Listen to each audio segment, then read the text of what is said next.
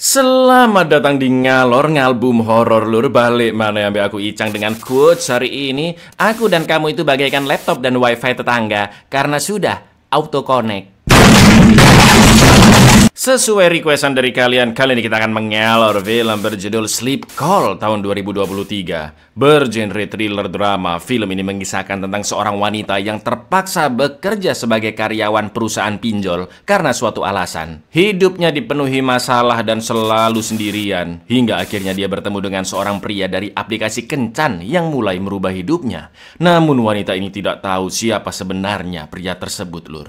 Seperti apakah kengerian film Indonesia satu ini? Langsung aja kita ke requestan pertanyaan lutsnut dari dulurku Fikri Ridho. Ya Cak, cara merubah masa lalu menjadi masa otot gimana ya? Gampang, nge-gym Lur. Sekalian kerja keras sampai sukses, biar seseorang di masa lalu Anda kagum dengan masa otot Anda dan menyesal karena tidak bisa menjadi bagian dari masa depan Anda.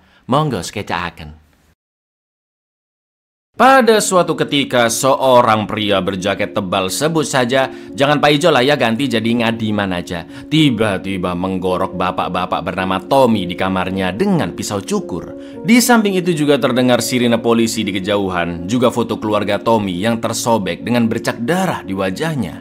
Sedangkan di sebuah kosan di Jakarta pada tahun 2019, seorang wanita berumur 20-an yaitu Dina, hampir tiap malam mengslip call Rama, pria yang dia kenal dari aplikasi kencan bernama Jodohku. Akan tetapi hampir setiap video call Dina mengaktifkan kameranya, berbeda dengan Rama yang belum pernah menunjukkan wajahnya. Dan inilah tidur sambil teleponan.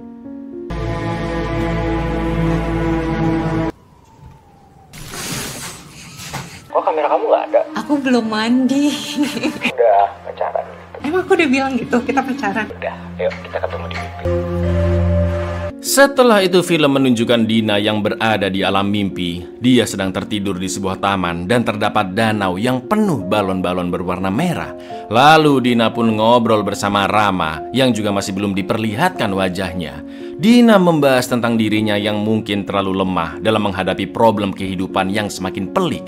Rama pun hanya menjawab jika seorang manusia bisa memilih menjadi malaikat atau monster yang mengerikan untuk menyelesaikan masalahnya. Dengan kata lain, setiap orang bisa memilih bersabar dan berusaha mencari jalan keluar perlahan-lahan. Namun mereka juga dapat melakukan hal-hal yang melawan aturan dan menghalalkan segala cara. Aku ngerasa hidup selalu menjebak, bikin kita kesulitan. Menjadi malaikat atau monster yang mengerikan. Dina pun terbangunkan oleh alarmnya di jam 7 pagi dan terlihat kalender yang menunjukkan bulan September juga Oktober tahun 2019. Sebelum memulai aktivitasnya, Dina pun nyeruput kopi ABC terlebih dahulu, mengisi tempat makan kucingnya. Lalu Dina berangkat ke panti jompo untuk menjenguk ibunya yang kita panggil sesuai nama aktrisnya saja, yaitu Jenny. Dan di sana seorang perawat sedang membacakan cerita tentang Rama dan Sinta. Sekarang Dina sibuk bekerja dan sudah agak jarang mampir ke sana. Namun Jenny tidak mempermasalahkannya karena putrinya juga sedang mengejar mimpinya menjadi pramugari. Padahal sebenarnya Lur, Dina telah mengikhlaskan cita-citanya itu dan fokus bekerja demi membiayai perawatan ibunya. Udah lama gak kesini. Dina sibuk kerja, Bu. Biaya berobat dan rumah sakit, terpaksa ninggalin apa yang... Dina bekerja di kantor pinjol bernama PT Mentari Abadi sebagai customer service yang menagih hutang sekaligus mencari nasabah baru. Ironisnya Dina juga meminjam uang yang sangat besar di sana untuk melunasi keperluan ibunya. Rekan-rekan sekantor Dina ada sohibnya Bella, Nur, Rudi, juga beberapa karyawan lain termasuk manajer mereka bernama Bayu. Sedangkan yang terbunuh di awal film ternyata adalah bosnya, yaitu Tommy, Lur. Marah Surya, bukan stroke goblok, marah. Kerjaan kita itu ngasih harapan dan harapan dimulai dengan Senyum. kurang marah. Ah! Nice, let's go to work. Bukan peminjam yang butuh duit, tapi kamu. Atau mengantor kembali. Sepulang kerja, setelah memasukkan uang ke dalam amplop untuk biaya ibunya Jenny, Dina pun tidur dan kembali bertemu Rama di mimpinya. Seakan-akan tempat itu adalah momen di mana Dina bisa benar-benar melepas lelah dari kerasnya hidup yang dia hadapi. Dina pun menceritakan tentang keputusannya yang terpaksa mengambil pinjol ke aplikasi Uangku Uangmu alias PT Mentari Abadi untuk melunasi tagihan rumah sakit ibunya. Saat itu Dina yang berusaha meraih cita-citanya sebagai pramugari dimaki-maki debt collector melalui telepon untuk segera melunasi hutangnya. Tapi karena nggak bisa bayar, semua orang kantornya pun tahu dan akhirnya Dina dipecat. Tommy dan Bayu yang mengetahui Dina memiliki utang sangat banyak akhirnya memaksa dia untuk bekerja di PT Mentari demi melunasi semua hutangnya. Karena mirisnya Dina tidak memiliki aset apapun yang bisa disita. Dan usut punya usut, Dina tidak bekerja sebagai karyawan saja. Karena ternyata Semua orang kantor tahu, akhirnya aku dipecat. Kamu mau bayarnya nih, Ima? Mas, saya belum punya duit. Company could get some profit out of this. Sikap istimewa saya ke kamu itu jangan sampai Susah, tolong. Ya, tanpa sepengetahuan siapapun, bahkan Bayu juga tidak tahu. Ternyata Tommy diam-diam memperlakukan Dina sebagai selingkuhannya, padahal dia sudah berkeluarga. Dina mengatakan jika Tommy mengingatkannya pada sosok sang ayah yang sering melakukan KDRT, bukan hanya kepada istrinya atau ibunya Dina, tapi juga dengan kucing peliharaan kesayangan Bu Jenny. Kita juga diperlihatkan bahwa ternyata Rama adalah Ngadiman, pria yang nantinya akan membunuh Tommy seperti di awal film, Lur. Rama, temani aku. Film pun beralih ke saat Dina baru mulai bekerja di PT Mentari dan belum mengenal Rama. Dina hanya diberikan waktu 3 bulanan oleh perusahaan untuk melunasi hutangnya. Namun dari semua penagih di PT Mentari, Dina termasuk karyawan yang paling gak tegaan dan kesulitan memaksa nasabah yang telat bayar. Salah satunya adalah Pak Iwan yang pinjamannya sudah jatuh tempo dan beralasan jika dia baru saja mengantar ibunya ke rumah sakit. Mendengar masalah Pak Iwan yang tidak jauh berbeda dengannya, Dina pun memberi keringanan waktu. Tidak seperti sohibnya Bella yang berhasil menjadi karyawan dengan komisi tertinggi saat itu karena berani mengintimidasi nasabah sampai mereka melunasi hutangnya. Di lain sisi, Dina merasa Bella sudah meninggalkannya sebagai sahabat sejak Bella menikah dan punya anak. Namun Bella lah yang sempat memperkenalkan aplikasi Jodohku kepada Dina yang nantinya dia akan mengenal Rama dari sana. Dina juga sering menyendiri dan tetap menutupi hubungan gelapnya dengan Pak Tommy dari semua rekan-rekan kerjanya termasuk Bayu yang sering menggodanya. Saya itu belum punya duit. Saya kasih Bapak keringat. Lihat nih mukanya. Nih contoh, komisi dia paling gede bulan ini. Tiba-tiba punya anak, terus harus buru-buru nikah. Gue kayaknya susah jatuh cinta lagi. Cari aja via online. selalu ditolak. Bener nggak? Ya jangan deketin lagi. Kembali ke masa kini, Dina sebelumnya sempat tinggal di apartemen milik Tommy. Namun Dina memutuskan pindah ke kosannya sekarang karena dia sengaja menjauh dari bosnya yang sudah berkeluarga. Sementara itu hubungan Dina dan pacar online-nya semakin dekat. Sesekali Rama datang ke kosannya dan mengajak jalan naik kereta ke kafe miliknya. Menurut Rama, teh bisa lebih menenangkan dibanding kopi. Apalagi di kota Jakarta yang menakutkan, terlalu banyak manusia dan semua orang sibuk sampai lupa mengenal satu sama lain. Namun ketika Dina bersama Rama di dunia nyata, sekelilingnya seakan-akan berwarna ungu, seperti menggambarkan suasana hati Dina yang tenang dan nyaman saat di dekat Rama. Tapi kamu gak akan ninggalin aku kan? I will always be here for you. Jakarta ini kota yang menakutkan. Terlalu banyak manusia di sini. Sementara teh dinikmati dengan tenang. Kedekatannya dengan Rama membuat sikap Dina perlahan-lahan kembali optimis menjalani hidup. Sekarang Dina mulai lebih cekatan menarik nasabah dengan kata-kata manisnya untuk meminjam uang ke perusahaan pinjol. Juga mengintimidasi nasabah yang telat bayar seperti Pak Iwan yang terpaksa akan dikirimkan SMS teror ke semua kontak di HP-nya agar dia segera melunasi hutangnya. Tolong sudah data Pak Iwan, gue mau sebarin teror ke semua kontak. Kan dana yang dipinjam 2 juta. Baik, terima kasih. Malam harinya di kantor terlihat notifikasi di HP Dina dengan casing putih yang menunjukkan alarm sleep call di jam 10 malam. Sedangkan HP Dina satu lagi bercasing hitam yang dia dapat dari kantor khusus untuk keperluan kerja. Saat itu Dina ngobrol ngalor ngidul dengan Rama di rooftop kantornya dan lanjut makan pecel lele. Setelah itu mereka pun balik ke kosan Dina sambil makan es krim bareng. Lalu mereka mandi bersama dan Rama menemaninya sampai subuh. Dina juga membahas tentang bagaimana cara yang paling tepat untuk menagih hutang ke Pak Iwan. Hubungan mereka pun terlihat serasi dan Dina sangat menikmati momen-momen bersama Rama meski dia masih belum tahu di manakah tempat tinggalnya. Kamu punya 2 handphone? Ini punya kantor. Senyuman kamu juga membunuhku pelan. Berarti senyummu membunuhku pelan-pelan. Bukan di Jakarta ya? Tebak dong. Bandung. Masih mau ngobrol. Tapi janji harus berani sama Pak Iwan. Besoknya Dina pun akhirnya berani menelpon Pak Iwan dan mengancam akan melipat gandakan bunga pinjamannya jika tidak dilunasi saat itu juga. Dina mengatakan bahwa tim IT-nya sudah memiliki histori chat Pak Iwan yang menggunakan uang pinjolnya untuk menafkahi istri keduanya. Saya tahu Bapak gunakan uang untuk apa. Nafkahin istri kedua Bapak. Orang IT kami udah punya semua isi chat Bapak selama 4 bulan ini.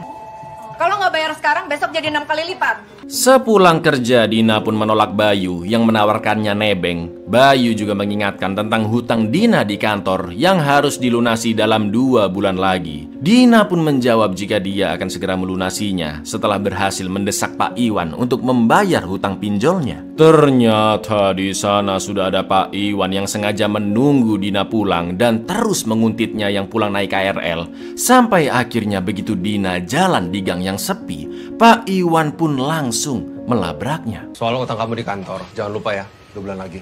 Pada pelanggan KRL, apabila Anda melihat atau... Ibu gue lagi sakit. Jangan rusak hidup gue. Bunuh Babi. Turun kantor, Pak. Hidup gue udah hancur. Untungnya Pak Iwan langsung kabur setelah terdengar suara klakson. Sedangkan Dina yang sangat ketakutan buru-buru lari ke kosannya. Karena Dina yang baru pertama kalinya meneror nasabah tiba-tiba diteror balik secara langsung. Dina pun mencoba menghubungi temannya Bella untuk curhat tentang kejadian barusan, tapi nggak diangkat-angkat karena rasa takutnya yang begitu memuncak. Apalagi seakan-akan tidak ada orang yang bisa menemaninya. Dina hanya mengurung diri selama 4 hari di kosan tanpa mengabarkan siapapun sekaligus rekan kerjanya. Bahkan telepon dari Rama juga tidak diangkat. Dina terus memegang pisau untuk berjaga-jaga jika tiba-tiba Pak Iwan kembali datang. Selain itu, film juga menunjukkan curhatan Bu Jenny yang mengatakan jika saat Dina masih kecil, beliau pernah berencana mengajak putrinya bundir bersama minum baygon karena suaminya sering menyiksa dirinya. Untungnya saat itu Dina masih memiliki semangat hidup dan menghentikan niat putus asa ibunya.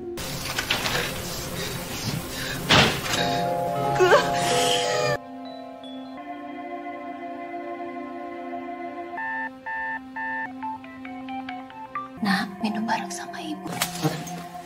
Karena memikirkan masa lalunya yang tragis akibat ayahnya KDRT, kondisi ibunya miris di panti jompo, juga pekerjaannya yang mulai membahayakan dirinya, Dina pun berniat mengakhiri hidupnya, Lur.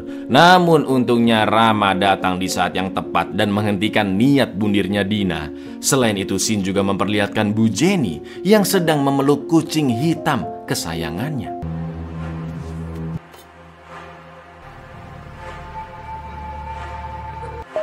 Makasih udah nyelamatin aku.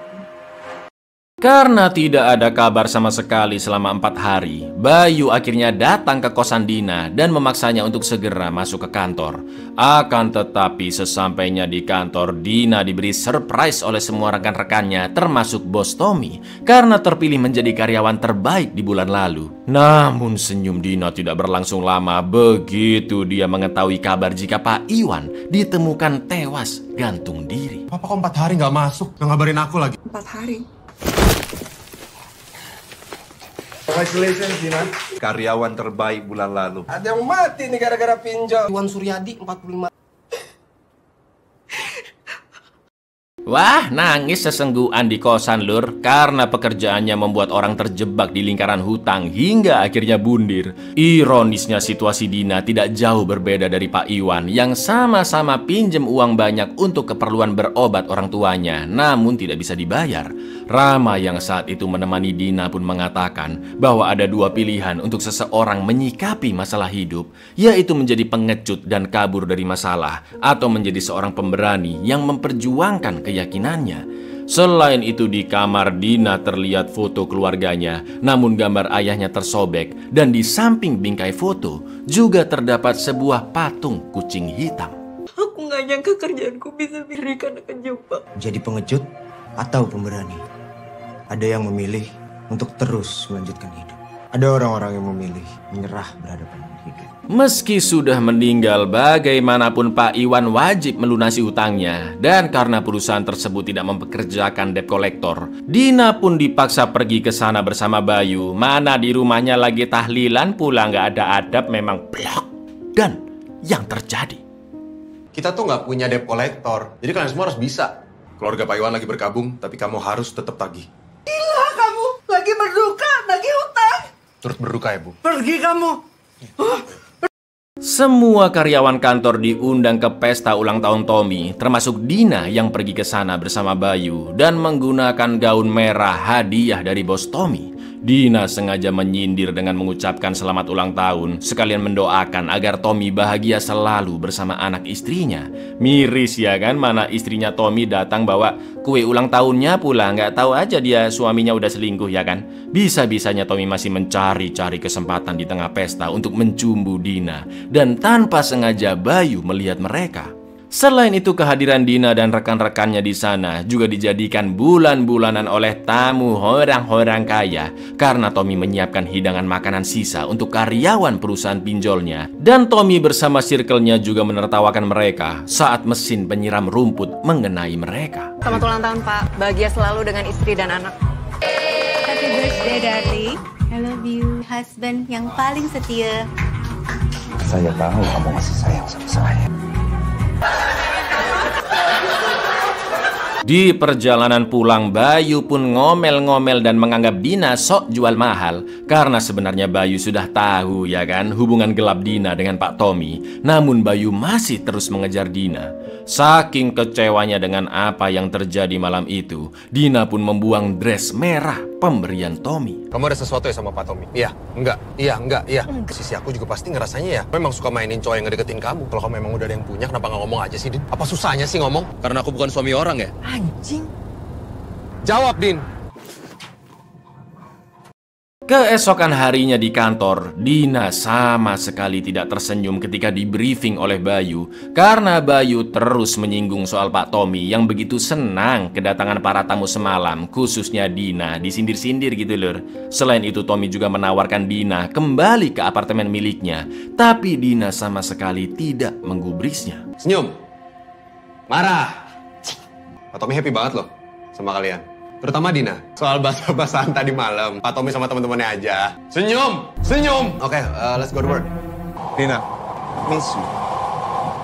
Malam harinya Dina sempat curhat ke Bella dan sedikit membahas tentang hubungan gelapnya dengan Tommy yang bisa terjadi karena Tommy memberikan pinjaman besar untuk pengobatan ibu Dina, juga memberikan posisi di perusahaan pinjolnya, dan Dina masih berharap ada seseorang yang bisa menyelamatkannya dari keterpurukan. Akan tetapi seperti yang sudah-sudah, Dina seperti benar-benar sendirian karena Bella sudah keburu dijemput oleh suaminya dan belum sempat mengatakan apapun ke Dina. Bukan karena terpaksa. Dulu dia pernah nyelamatin gue. Gue balik duluan.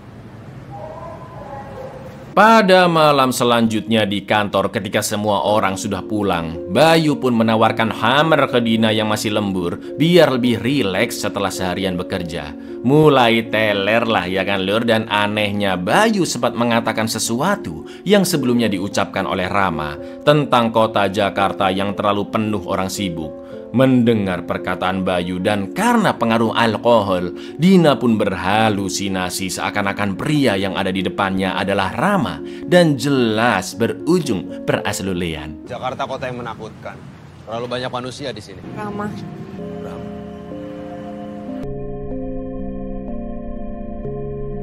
Saat tersadar, Dina begitu terkejut sudah berada di kamar hotel bersama Bayu. Gak pakai lama, Dina pun buru-buru pergi dari sana dan menyalahkan Bayu yang memanfaatkan maboknya Dina untuk berhasil oleh. Sepanjang jalan Dina terus menahan jijik yang dia rasakan. Lalu sesampainya di kosan, Dina pun segera mandi dan merendam baju-bajunya dengan air panas. Gua mabok bukannya jagain.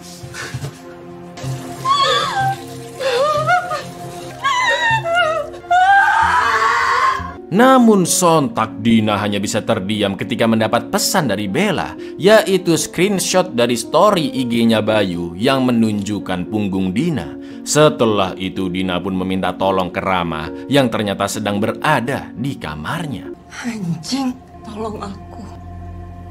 Dina akhirnya punya kesempatan untuk curhat dengan sahabatnya Bella di sebuah warkop langganan mereka daerah Ciputat. Itu pun Bella sedang bersama suami dan anaknya.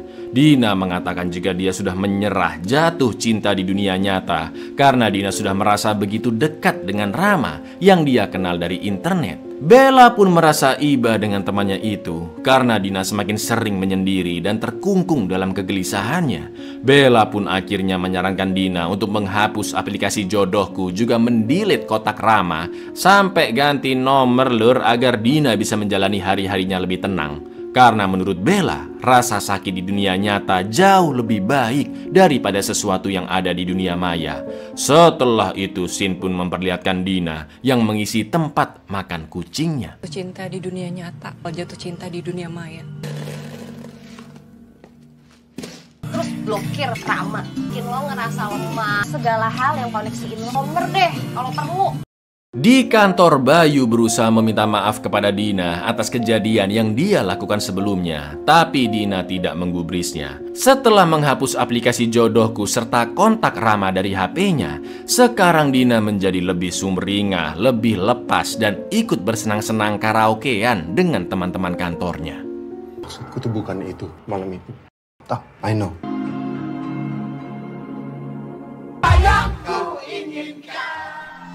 Selesai karaoke, Dina pulang ke kosan diantar Bayu yang juga mengajaknya dinner besok jam 7 malam. Dina pun mau menerima tawaran itu karena menganggap Bayu mungkin memang tulus mencintainya.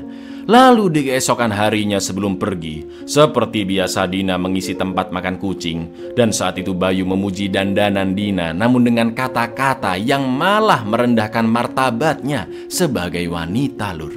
Jadi gak sabar dinner. Kan lekuk tubuh kamu jadi kelihatan. Gini dong kalau pilih baju yang hot gitu. Dina pun terkejut saat terbangun di kamar kosannya pada jam 11 lewat 5 menit di hari yang sama ketika keluar dinner dengan Bayu. Karena tiba-tiba Dina mendapat kiriman video dari nomor tak dikenal dengan angka depannya 081393 sekian, yaitu video Bayu yang sudah bersimbah darah di mobilnya.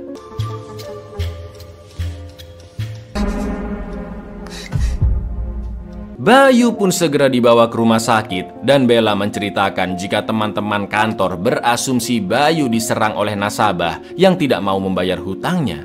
Dina yang merasa janggal dengan insiden malam itu berusaha mengingat apa yang sebenarnya terjadi.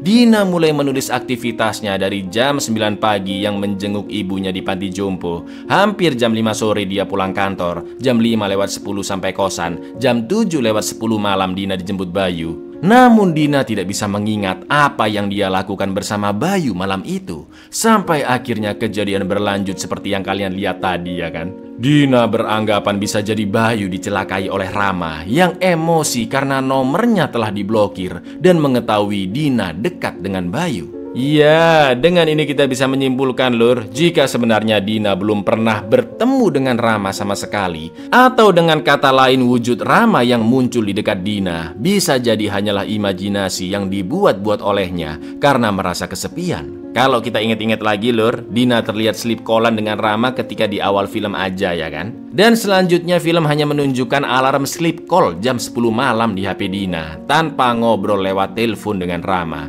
Pantes aja setiap scene sama si Rama ini sekeliling Dina selalu berwarna ungu ya kan. Seakan-akan Rama adalah imajinasinya, sedangkan yang asli masih belum jelas ada di mana lur.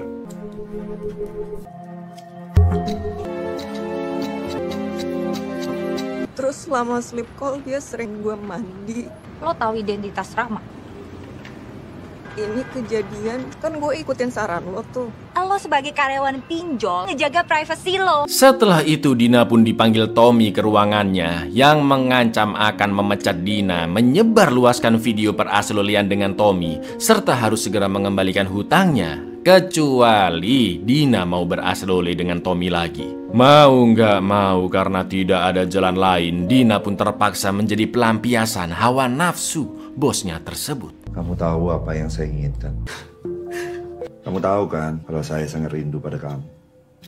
Dina pun kembali terbangun di kosnya pada jam 7 pagi. Dan lagi-lagi dia tidak ingat apa yang terjadi setelah beraslole dengan Tommy. Lalu ketika Dina sampai di kantornya pagi itu, betapa terkejutnya dia karena Pak Tommy tewas dibunuh seseorang di rumahnya. Dan untuk sementara Bella pun mengambil alih kepemimpinan di perusahaan karena Bayu juga masih dirawat. Ya, sekarang kita tahu jika film sudah sampai di titik seperti awal film, di mana Tommy digorok menggunakan pisau cukur oleh Rama di kamarnya. Dan kemungkinan besar Rama jugalah yang mencelakai Bayu. Menurut Dina, Rama menunjukkan cintanya dengan melindungi dirinya secara diam-diam dan menindak siapapun yang berani melukai Dina. Sekarang Dina akan mencari keberadaan Rama untuk berterima kasih karena Rama dianggap telah menyelamatkannya dari keterpurukan. Tommy meninggal dibunuh, Mbak. Rama. Kok Rama? Karena udah nyelamatin gue. Kalian masih tetap mau kerja? Masih mau kerja kan? Mau, Mbak. Rama, temani aku. Jelas Dina tidak bisa menemukan di mana Rama berada hanya dengan mengetahui jika Rama memiliki kafe khusus menjual teh di Jogja. Setelah itu Dina menemui Bella di warkop Ciputat biasanya untuk meminjam 100 juta dari kantornya sebagai ongkos mencari Rama ke Jogja. Sudah pasti Bella menolaknya dan menganggap Dina stres karena tidak ada bukti konkret tentang keberadaan Rama di sana. Mereka berdua pun cekcok dan Dina merasa Bella tidak pernah ada untuknya.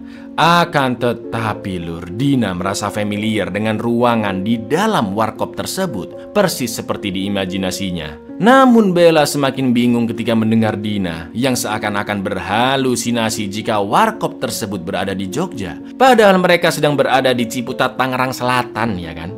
Lo juga emang gak pernah ada kok buat gue. Mau bantuin gue bakal ajuin ke pinjol lain. Wah, emang gila lu? Gila? Di saat gini lo masih mau ngejar orang yang bikin lo tambah gila? Walaupun semua ini fana. Aku ingin membuat semua ini jadinya. Beneran ini bukan di Jogja. Di Ciputat. TWS, Din. Dina pun akhirnya balik ke kantor dan meminta tolong Rudy yang bagian IT untuk melacak lokasi dari 2 nomor. Yang pertama adalah 081393 sekian-sekian atau nomor yang mengirim video Bayu. Dan anehnya nomor tersebut milik kantor Mentari Abadi. Selanjutnya adalah nomor Rama yang diblokir dan lokasinya berada di Bintaro. Lah itu mah nomor kantor tau? Bintaro, kawasan elit. Keesokan harinya dengan penampilan yang begitu cantik, Dina pun langsung menyambangi kediaman Rama di Bintaro, Tangsel. Akan tetapi sesampainya di sana, Dina begitu terpukul melihat pria yang begitu dia puja-puja selama ini. Karena ternyata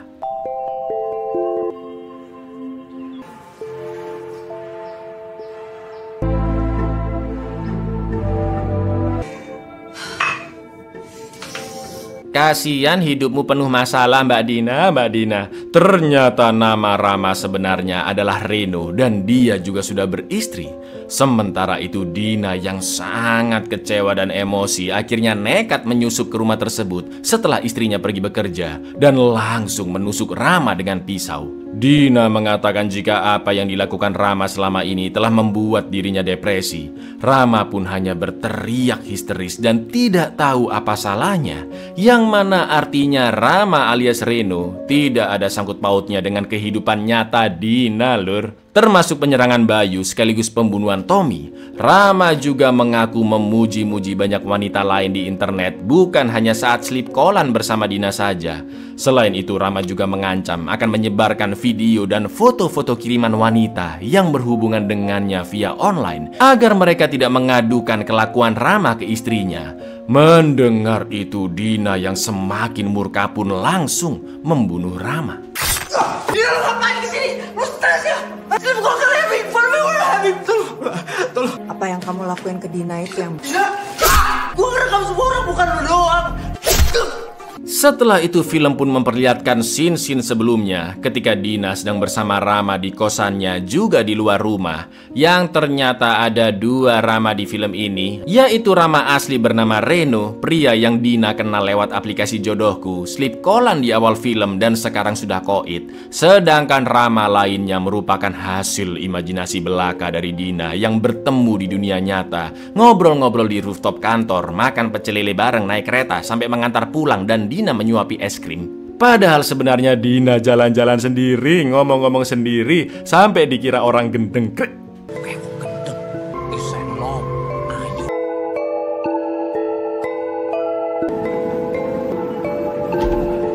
Jika Rama alias Reno tidak ada sangkut pautnya dengan dunia nyatanya Dina, lantas siapakah pelaku penyerangan Bayu dan pembunuhan Tommy?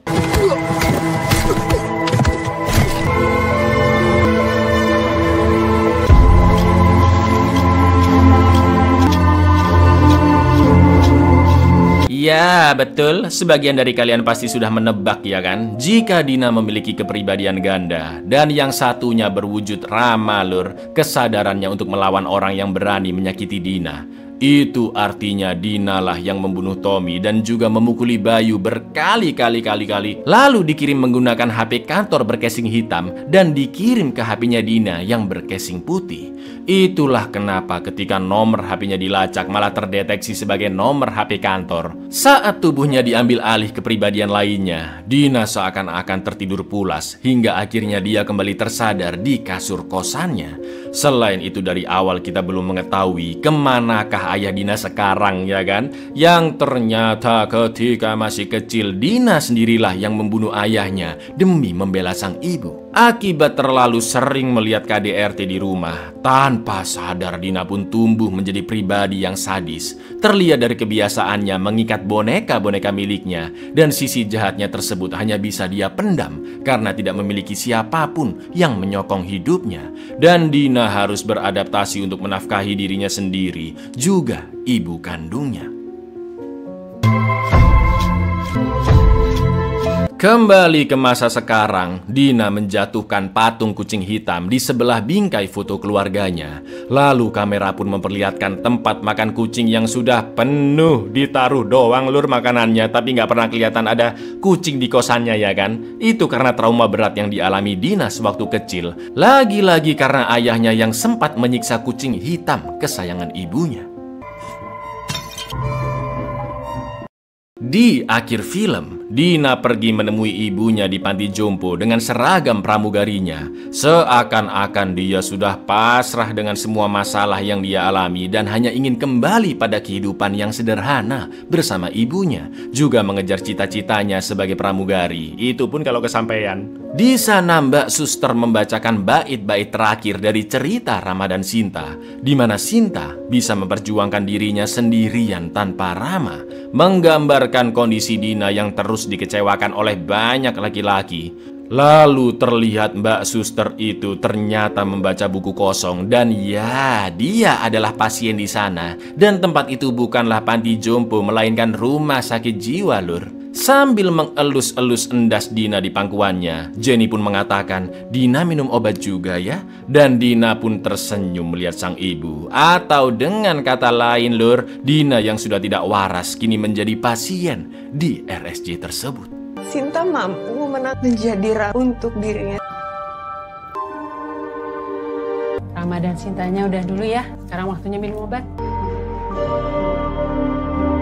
Nah, minum obat juga ya. Buyar, cukup menarik memang film ini lur. Jadi ingatlah, jangan biarkan emosi dan amarah menguasaimu, apalagi sampai melakukan kekerasan ke orang-orang terdekat. Mending kalau ente emosi dibuang aja lah ke hal-hal positif, olahraga kek atau apa kek, daripada ngerugiin orang-orang terdekat Anda, ya kan? Assalamualaikum.